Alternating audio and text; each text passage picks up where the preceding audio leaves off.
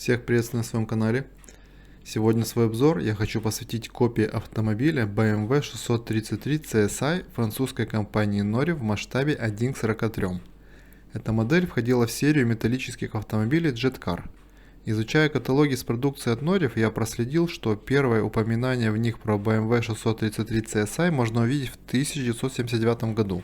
Возможно, он появился и раньше, но в каталоге 1977 года его еще нет, а каталог 1978 года мне не удалось найти, и возможно его и не было вовсе. Прототипом для этой модели послужило первое поколение шестой серии BMW на платформе E24. Автомобиль выпускался в период с 1976 по 1989 год, и вначале производились две модели 630 CS с объемом двигателя 2,9 литров и мощностью 182 лошадиные силы, и 633 CSI с объемом двигателя 3,2 литра и мощностью 194 лошадиных силы. Позже еще появилась 635 модель с двигателем 3,5 литра и мощностью 215 лошадиных сил и 628 модель с двигателем 2,8 литра и мощностью 181 лошадиная сила. А самой мощной из BMW 6 серии стала модель M635 CSI. Для ее создания пришлось одолжить мотор у как раз снятого с производства суперкара BMW M1. Причем при помощи новой программы управления из этого 24-клапанного двигателя удалось выжать 286 лошадиных сил.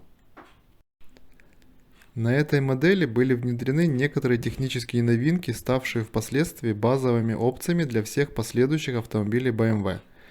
Из нововведений достойно упоминания первое появление на BMW контрольных датчиков Check Control. Стали стандартными колесные диски из легкого сплава с привлекательным спицевым рисунком. Весной 1929 года была произведена последняя BMW 6 серии. Всего за 13 лет производства этих машин было выпущено не так много – 86 216 штук.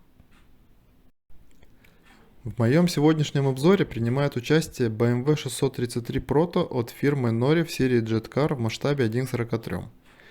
Если исходить из названия, то это прототип какой-то спортивной версии BMW 6 серии. Корпус этой модели сделан из металла, а днище, колеса, салон и остекление из пластика. Открывающимися частями у нее являются только двери, при открытии которых можно рассмотреть салон автомобиля. На лобовом стекле можно увидеть имитацию зеркала и стеклоочистителей.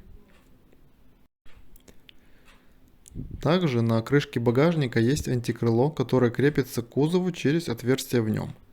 Спереди установлен белый спортивный бампер со сплиттером. Кроме этого, корпус автомобиля брендирован наклейками от Castrol, Dunlop и Essa. В передней части также виднеется имитация фар в виде стекляшек. Задние стопы просто подкрашены красной краской. Также в задней части видна имитация номерной рамки со знаком. Днище модели без какой-либо проработки, и на нем присутствует название модели, логотип и название компании, масштаб и страна производства. Само днище запаяно, то есть модель не разборная.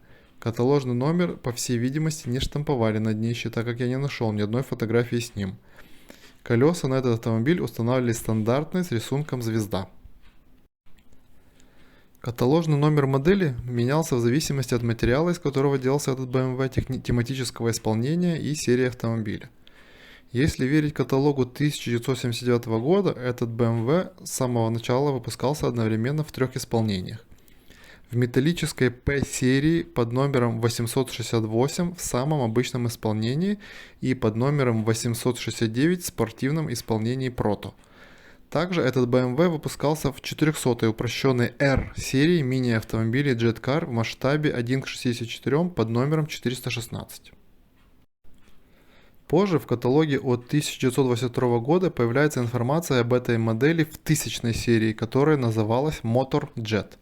Изюминкой этих машин был инерционный механизм и, соответственно, другие колеса. Выпускался этот BMW в этой серии под номером 1003. Однако в каталогах последующих годов модель в этой серии уже не появляется.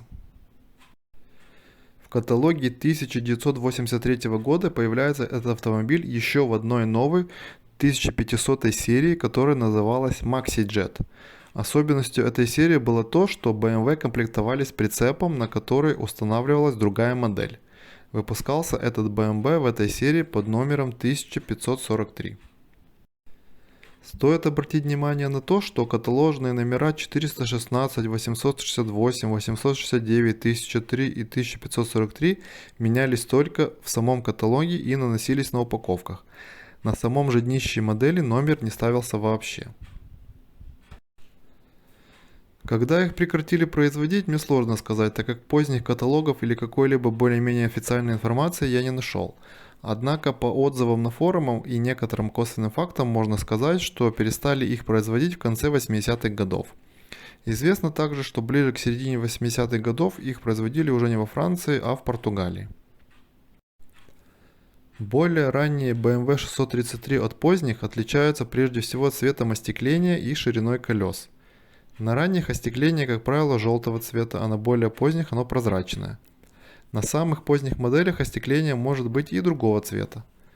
Также цвет салона может отличаться. На ранних он всегда черный, а на поздних он уже может быть и других более ярких цветов. Более поздние варианты, которые делали в Португалии, были с разнообразными спортивными рекламными наклейками на кузове и более яркие по цвету пластика. Кроме того, на днище уже писалось не сделано во Франции, а сделано в Португалии. Коробок на этот BMW было несколько разных вариантов, как и у многих других моделей от Norif того периода. Встречались как картонные коробки с окошками разной типографии, так и обычные блистеры. Всем спасибо за просмотр этого видеообзора. Если вам интересны модели от французского производителя Norif, то на моем канале вы найдете еще видео по этой тематике. Сейчас на экране у вас должны появиться ссылки с плейлистом и похожими видео. Всем мирного неба над головой и до новых встреч на моем канале.